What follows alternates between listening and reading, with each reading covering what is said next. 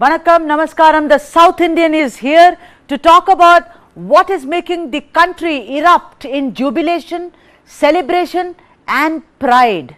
On 23rd August 2023, Wednesday, India had the rarest of rare honor of being the first nation to have landed on the moon's south pole during Chandrayaan 3 mission. With the successful soft landing by the Vikram lander, India now occupies a place of pride among an elite club of nations to have landed a spacecraft on the moon.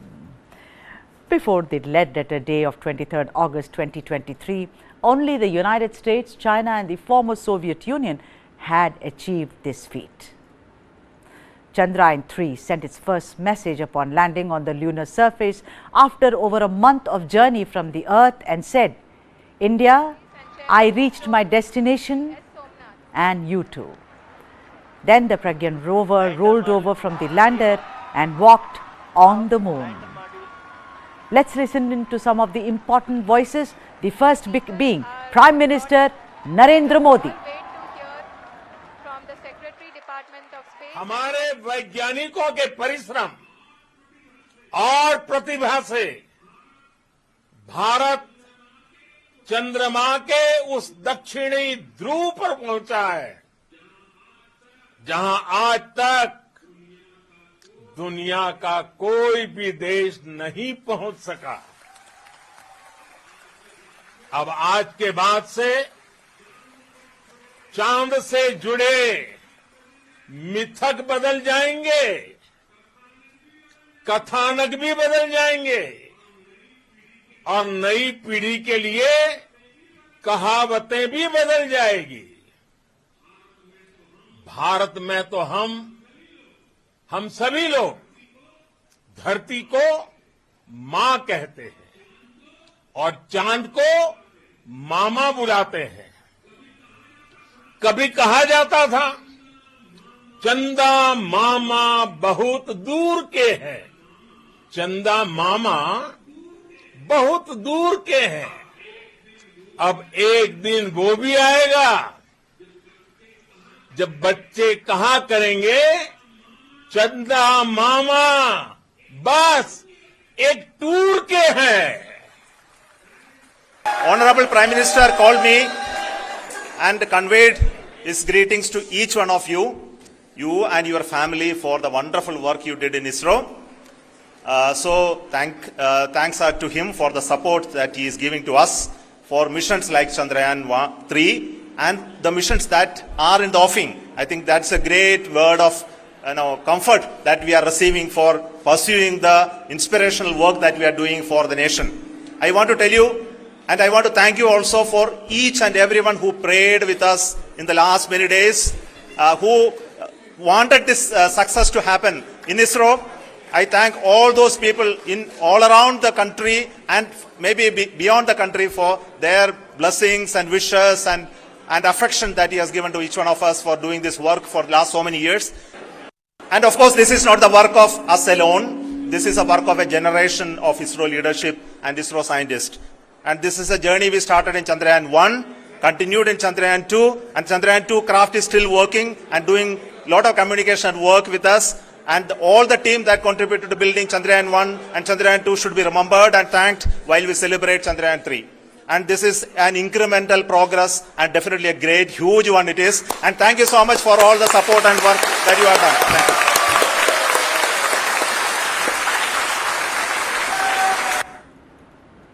What a wonderful, wonderful moment that was. And I think no one can ever forget that moment. All of us, I think, witnessed history being made on 23rd of August 2023. The entire country, which had offered prayers at every religious shrine, erupted into a collective celebration as the precise moment when Chandrayaan landed at the south pole of the moon.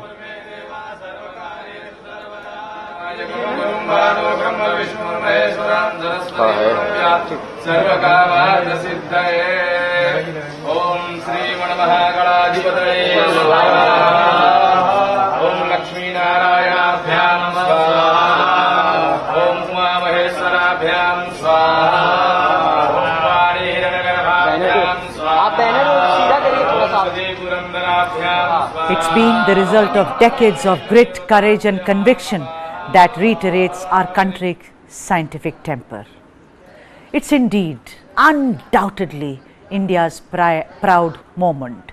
The entire country, as you saw, from Kashmir to Kanyakumari, felt this was such a special day.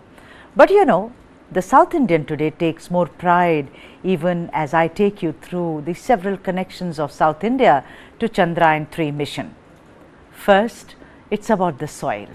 Man in Tamil, Mitti in Hindi.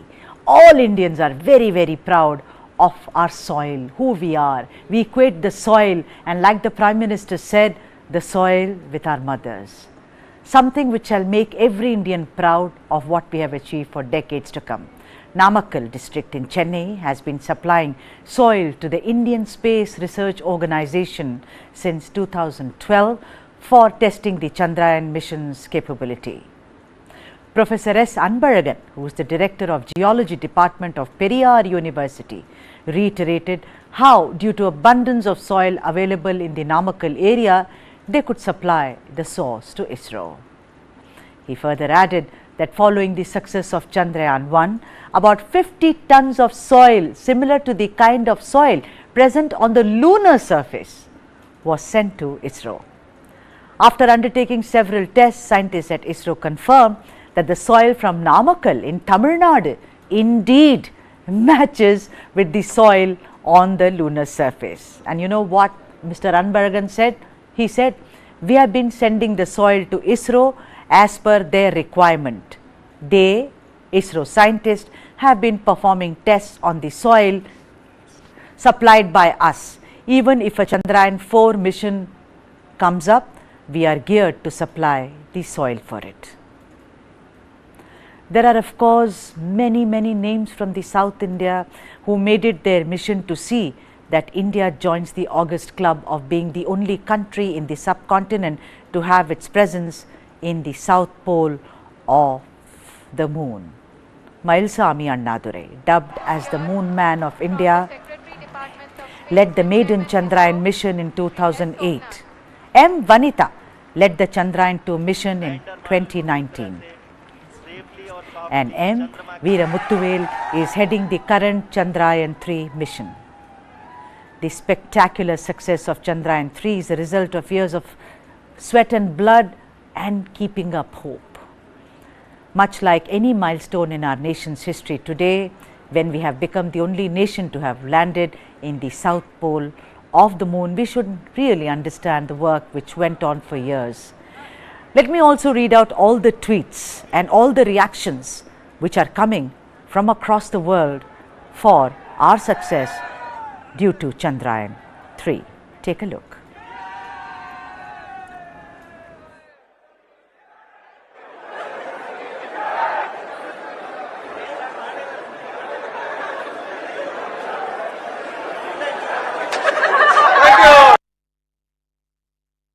Tweets on your screen. Muka Stalin's tweet first up there, where he is praising the work done by all of them who have really been at the forefront. That is Mailsami Annadurai, P Vanitha and of course Muthuvel. Three of them heroes today for the South.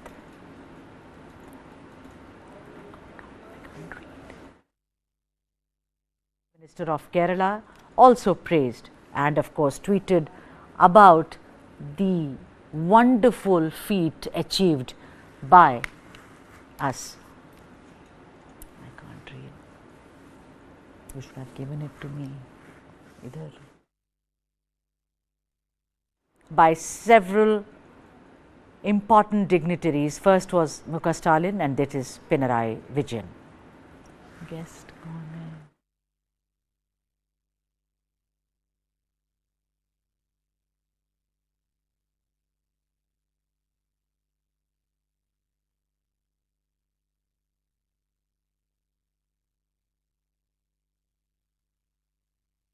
Prime Minister Narendra Modi, the Prime Minister of India. I asked him this morning whether the lunar module is still firmly on the ground on the moon. And he said yes. So yesterday we congratulated India for landing a lunar model on the moon. So maybe he'll be outlining the scientific aspects of how the lunar model is going to proceed forward. Prime Minister. I became very happy because our country has achieved this. It's an historical achievement. Sir, you met today. Landing on the moon is not a small thing. It's a big achievement. Right. Sir, It's very big achievement. Since many years they worked. Yes.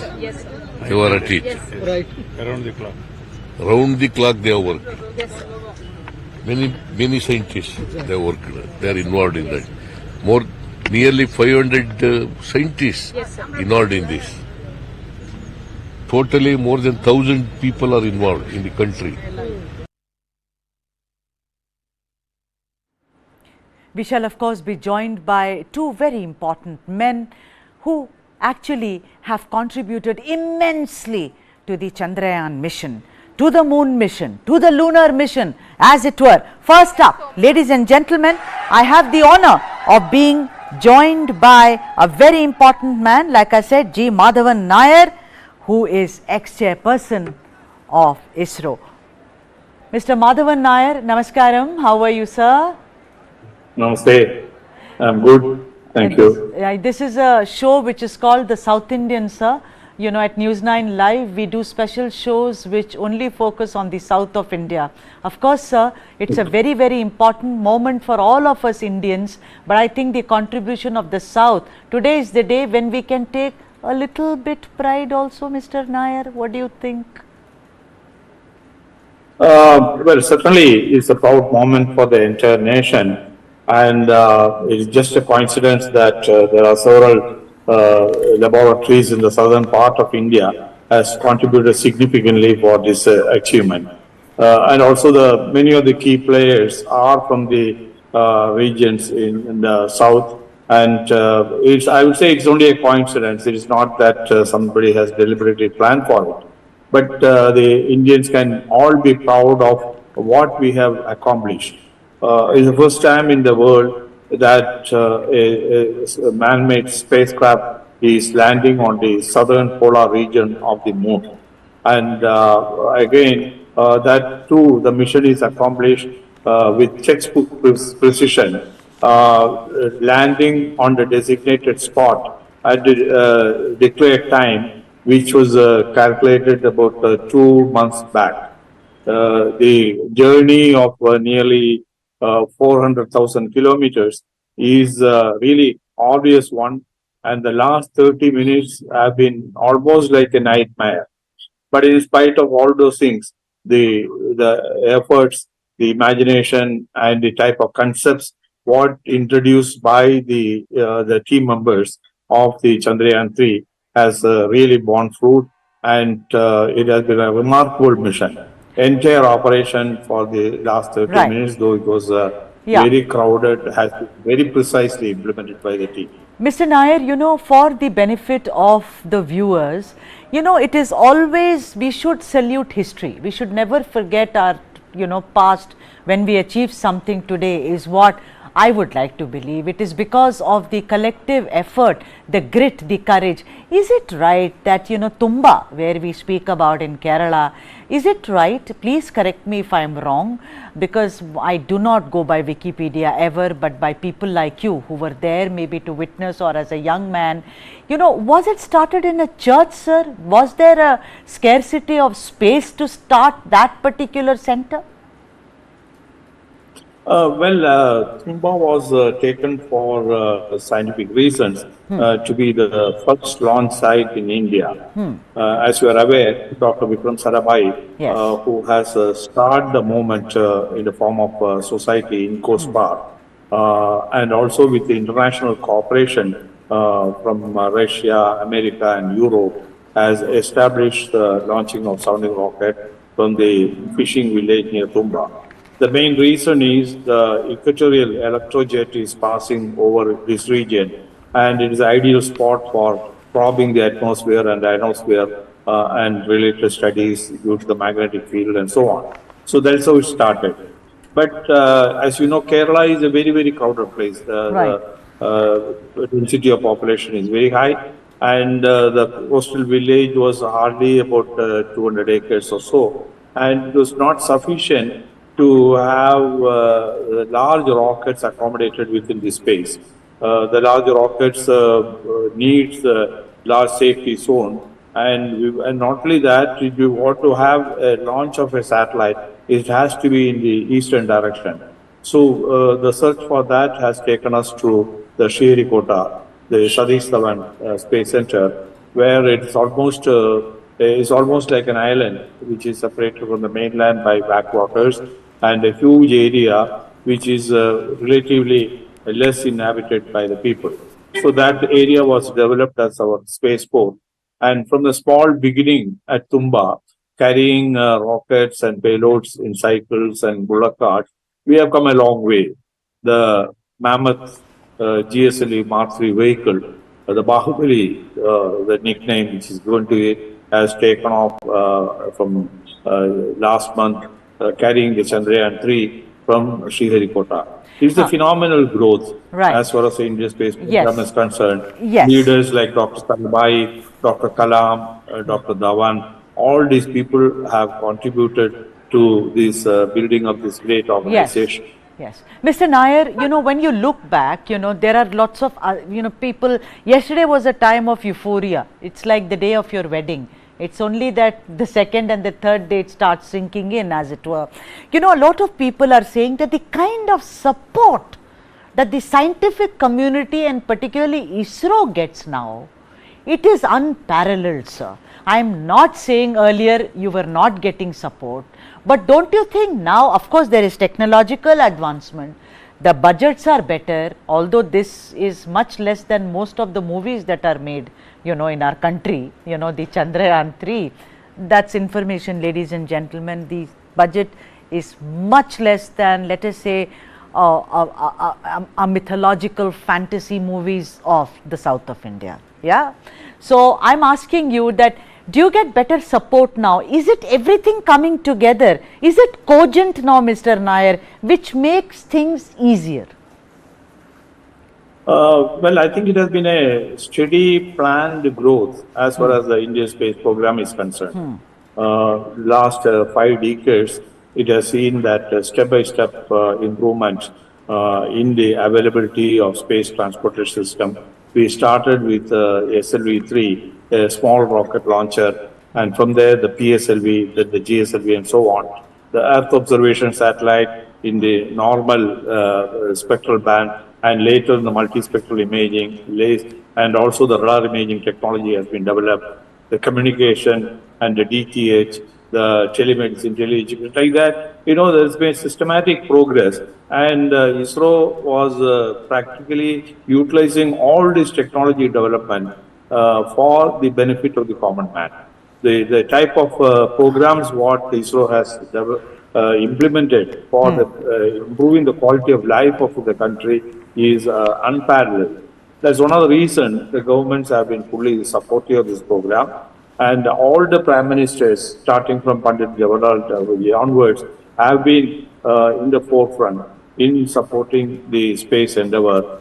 And of course, in the last 9 years, we have seen that Modi ji has taken personal interest to ensure the programs are given a big push, and he has cleared our program for the manned mission to around the earth and back, and also the advanced missions for the other planets as well. All right. So there is a good support from the government as far as the activities are concerned today. Yeah. But more than that, it is a sheer commitment and the efforts by the ISRO team which makes all this happen. Mr. Nair, Chandrayaan 2 faced some challenges, and yesterday we heard you on our platform about how the last 20 minutes or, when the countdown began, it is really nerve-wracking. So, what is this? Because, no one is apportioning blame. That team, what it did, it's because of that team that we are here today. But would you like to elaborate a little on how this particular team of Chandrayaan 3 got over or actually, tried to lick all the problems which was faced by Chandrayaan 2, sir? What was that special thing? Well, I think in space endeavors, failures do take place, Yes. and one has to be very cautious. But ISRO has got a culture of learning from the failures and springing back to success as quickly as possible. The type of tenacity with which they tackle the issues is remarkable. In fact, in Chandrayaan 2 and Chandrayaan 3 phase also, the same thing has happened. The teams have gone into threadbare on the design of the capsule, the Chandrayaan 2, and its operations, and how it descended up to 2 kilometers above the surface of the moon. And later, of course, the information available is meager, but they have visualized all possible scenarios which can contribute to such a catastrophe, and then corrective actions were worked out based on that. These corrective actions involved virtually a redesign of the craft itself. Right. The propulsion modules have been modified and improved. Its legs have been strengthened. The computers have been made powerful. Redundancies are provided. Number of sensors have been added, and the new algorithm have been developed. And also, you have seen the last few seconds, it is virtually hovering over the surface of the moon. And this is something, a unique feature which no other country has done in the past. So that way, I think ISRO has learned from the mistakes or the probable cause of error which has occurred in the Chandrayaan 2 and taken all corrective actions. More than that, they have carried out a large number of simulations in the ground, stretching the limits of operation, and ensured that the system will function normally within conceivable limits of error. So there's a confidence with which Chairman Somanath has announced that we will land on the moon on a particular time, and we did so. And I appreciate the hard work behind it, and more than 3 years of day and night work by thousands of people on this job.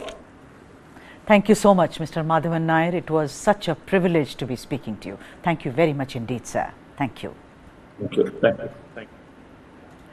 And it is now my honor and privilege to welcome yet another dignitary or somebody who was involved with the ISRO program, Dr. K. Sivan, who is ex-chairperson of ISRO from January 2018 to January 2022. He is going to join us on the phone line.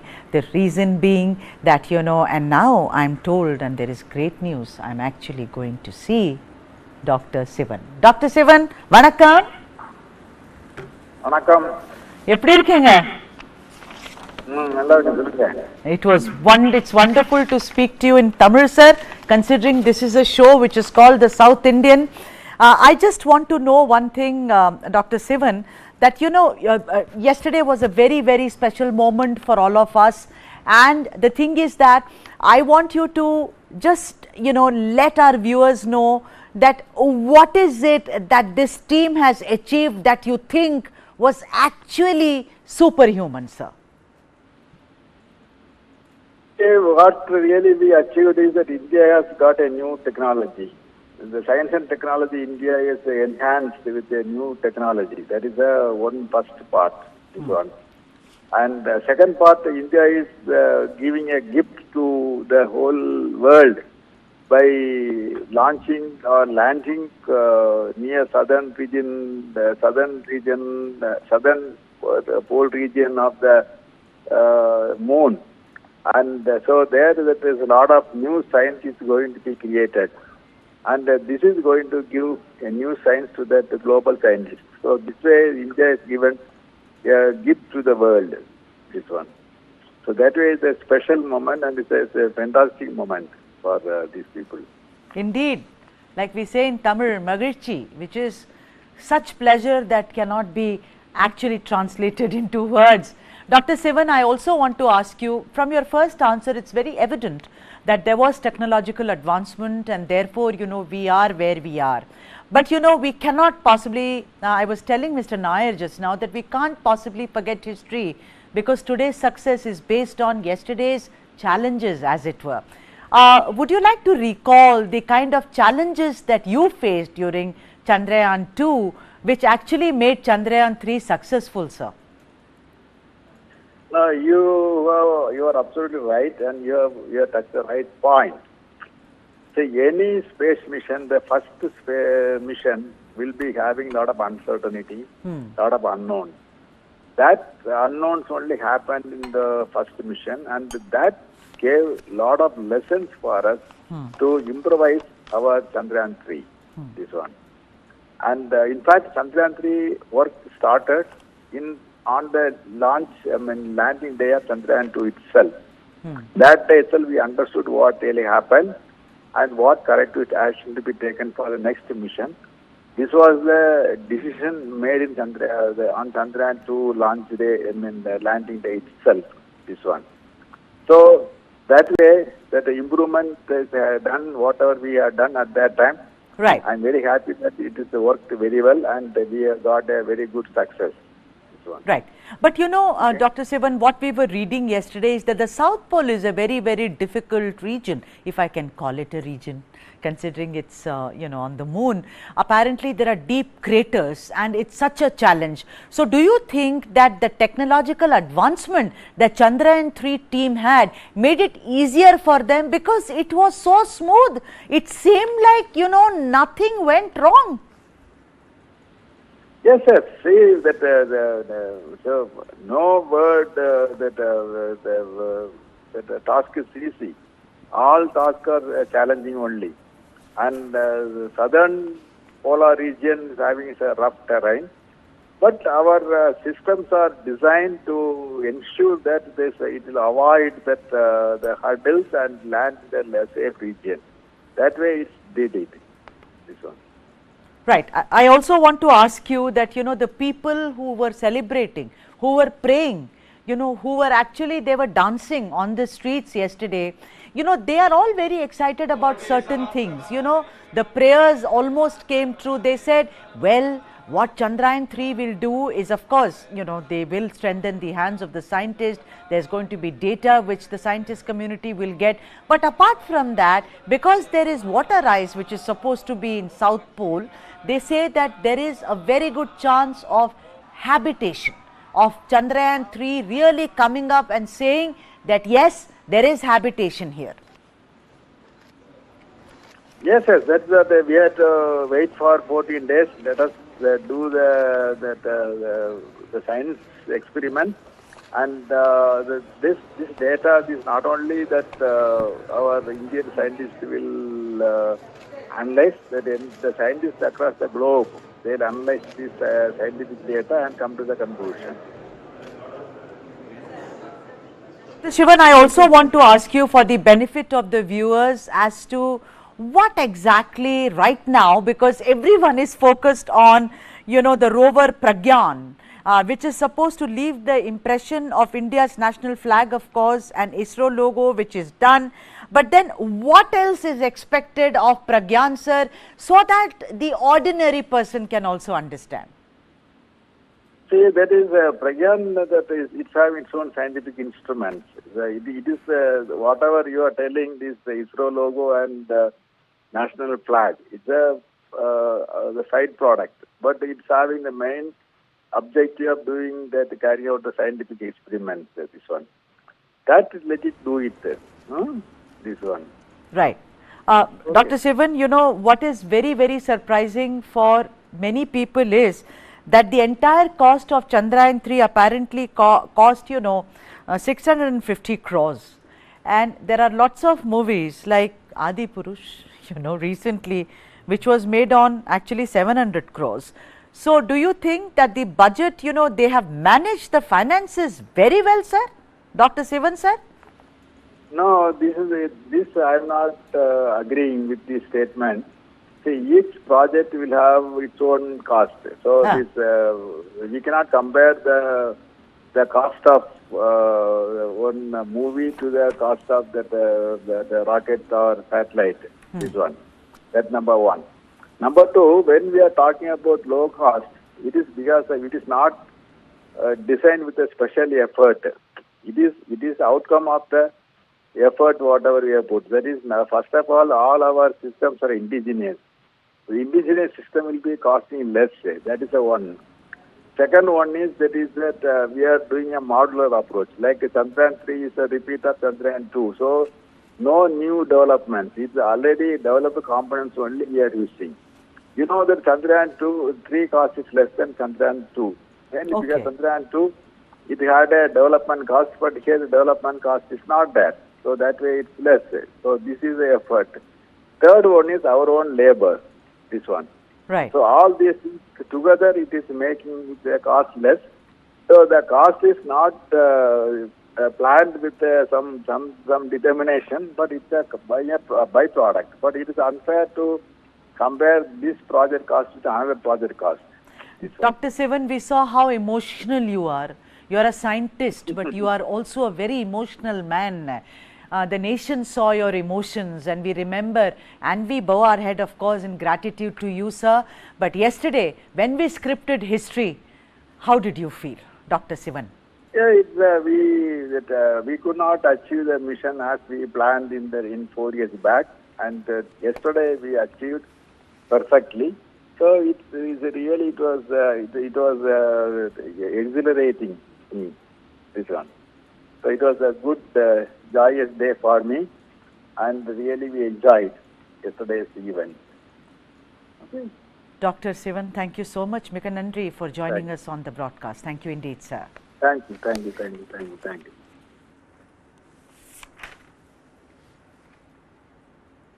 Even as we brought you the South Indian connection to Chandrayaan 3, which belongs to all of us, it's not South Indian at all. Let me move on and bring you more stories from the south of India. Of course, the after effects of Chandrayaan 3 will stay forever and ever. My focus is on Telangana. Now that K Chandrasekhar Rao or KCR has his list of candidates firmly in place for the 119 seats, except of course a few where he has to do some permutation and combination, and now he's also grabbed the first mover advantage place. The Congress and the BJP in Telangana have also now trying to up their game to not only release the list but also have a firm strategy in place for the assembly elections scheduled for end of 2023. The Congress and the BJP, both parties were waiting for the BRS, that is KCR's party, to actually release the list so that they know what they should do. Of course, if you talk to any political pundit today, they will say that, look, in Telangana, BJP has very little chance, as Telangana will be a fight between the two major players, and that being the Congress and the BRS. The Congress is riding on its victory in Karnataka, and the BRS, of course, on having governed the state twice over. The third one, that is the BJP. That party is now accelerating its bandwagon and has stepped up its efforts in poll-bound Telangana, with Union Home Minister Amit Shah, who is slated to address a public meeting in Khammam on the 27th of August. In the past few weeks, the BJP removed, if you may recall, Bandi Sanjay as head of the state BJP unit and handed over reins to G. Kishan Reddy. So, a major reshuffle happened. The reason, of course, was to actually relook at the party strategy from solely being a Hindutva party, only talking about minorities, major community, etc., to a pan-Telangana party, because they saw this happening in Karnataka, where the entire Bajrang Bali or Bajrang Dal formula failed. And this is the reason that Home Minister shall be visiting Telangana to see how his party is gearing up, or rather not at all geared up, for the impending polls. Whether it has the required readiness to cut Congress's votes and also impact the BRS, which is super confident of breaking all the records by achieving a hat-trick if voted to poor. Please remember, ladies and gentlemen, if KCR makes it this time, he shall be the only one from the south of India to be the Chief Minister of State thrice over. Not even once that he would have broken it. This would be his third time. Of course, the one major detriment that everyone sees for the BJP in Telangana will be the percentage of minorities, which stands at nearly 25% there. And recently, Bandi Sanjay evoked once again the Charminar versus Bhagya Lakshmi argument.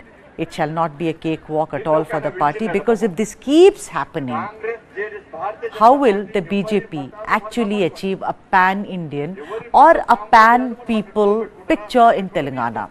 At a recent rally, like I said, Sanjay drew attention to the BJP having been responsible for drawing attention to the Bhagya Lakshmi temple near the monument of Charminar, and claimed that old city is a part of Modi's India, where slogans like Jai Shri Ram and Vande Mataram shall be proclaimed. I tell you what, elections in India are like a festival, so it's going to get more and more exciting in the coming months, with every political party using every trick in the book to win elections. Our next story, very interesting but scary, very scary actually. Guess what? This is coming from Karnataka. A 14-foot long snake was captured from the Kerimane government primary school in Sringeri Taluk of Chikmagalur on Thursday. The snake reportedly was found inside a classroom and obviously created immense panic among little students. Look at that video, look at that video. After the snake was sighted, the authorities called the snake rescuer, that is Jay Kumar, the hero, the snake rescuer, the snake catcher, who captured and released the snake into the forest. Take a look at the video for a bit and I shall come back to you.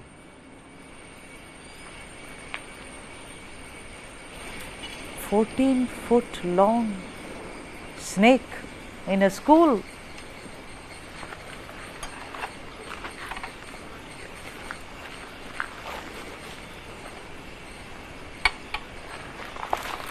Requires so much of deftness and precision. Look at that man, Jay Kumar, the hero.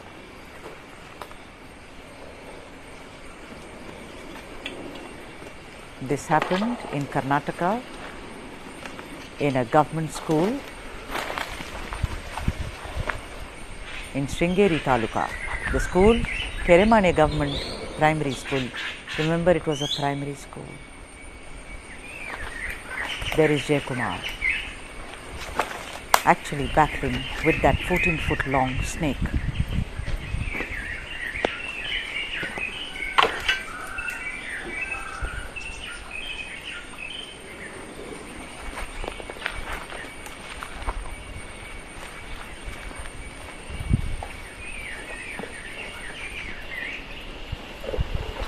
He's walking towards it, trying to hold it firmly so that he's not hurt by it, he's not bitten by the snake, and he can also, there, the feat done. Jay Kumar has captured the 14-foot long snake. What a victory that is.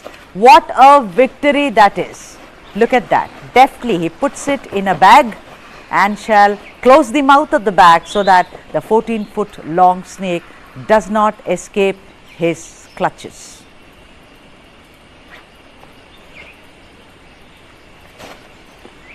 Work done. There he is. So cool. There he is, walking back. Jay Kumar, man of the moment, in Karnataka, in Chikmagalur, in Sringeri Taluka.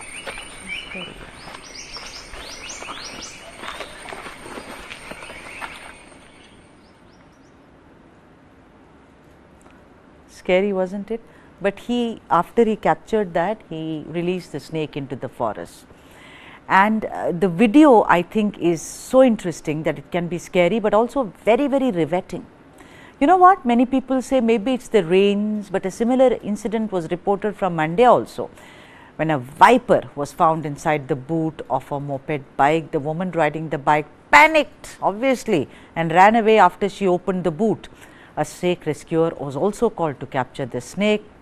But then, you know what? All's well that ends well, and no one was harmed, except that it may take several days for those little children to get over a snake slithering up. I mean, I'm right now kind of scared if there is one around me. Up next, Chennai teenager R. Pragyananda has lost the FIDE World Cup finals to Magnus Carlsen, but he has vanquished many a world champion. we took a look inside the mind of the chess prodigy, the Tamil lad who is the new poster boy of India's chess revolution. Well done, Pragya. I think we need more like you. And on that note, the South Indian says, Vanakkam.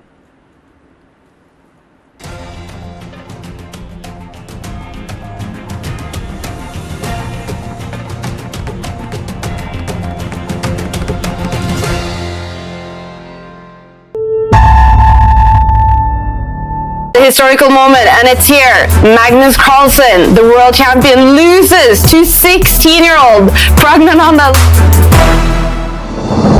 The beauty of sports is the emergence of new heroes and the triumph of the underdog. Chennai teenager R. Pragnananda too finds himself in that bracket. Having made heads turn in the chess world with his achievements,